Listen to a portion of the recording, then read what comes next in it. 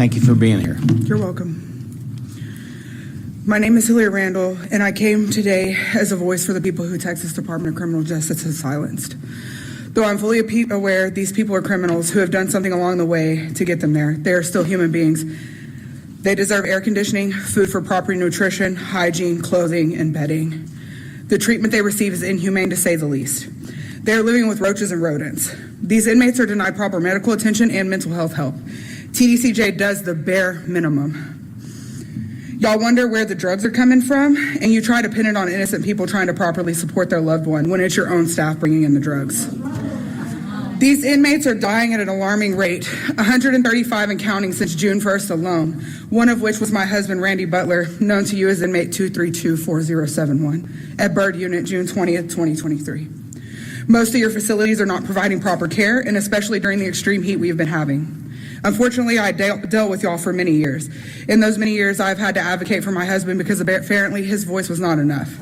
Many of those times I had to resort to the ombudsman to actually get things accomplished due to wardens not doing their jobs properly by choice. And I say by choice because there's no reason why it couldn't have been handled in a more timely manner. We reached out for mental health help for my husband after his mom passed away many times. He was never taken seriously and was met with a very derogatory comment from one CO, of which I'm sure still works for y'all. Something has to be done about these conditions in which these men and women are being forced to live in. Basic human needs go beyond food and water. Restricting commissary to higher security levels is inhumane. They still deserve to access to food outside of the toddler-sized portions they are served.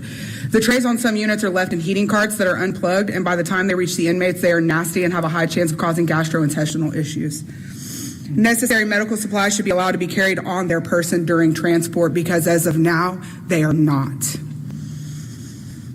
I was held hostage by all red unit for about an hour. This was during shift change. There were many of the staff coming in with solid colored backpacks, not having to go through the metal detectors, and just buzzed right in.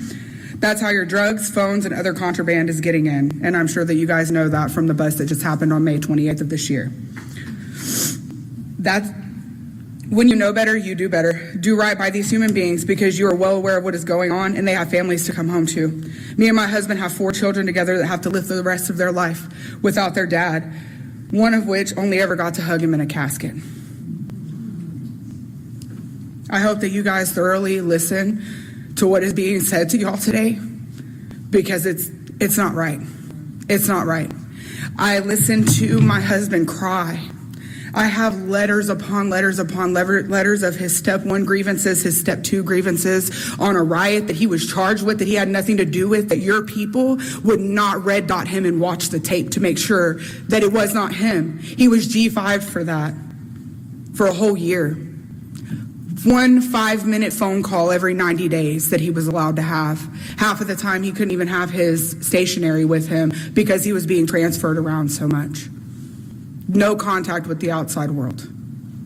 That's inhumane because it goes far beyond food and water. Their mental health has to be looked at as well.